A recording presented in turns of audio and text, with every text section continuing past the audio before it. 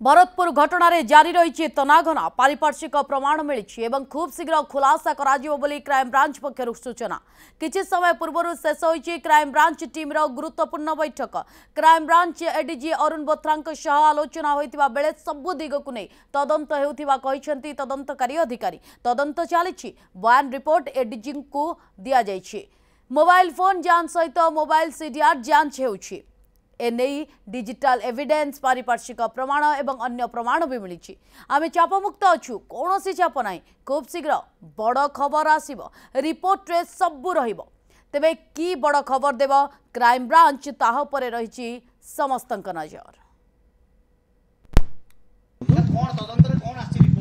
तदंत चली सब सब प्रक्रिया आरंभ हाँ दी दिन को ब्रांच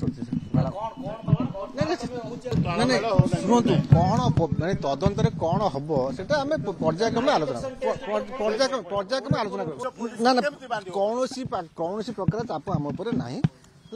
तदंत कौन प्रकार आम चाप ना।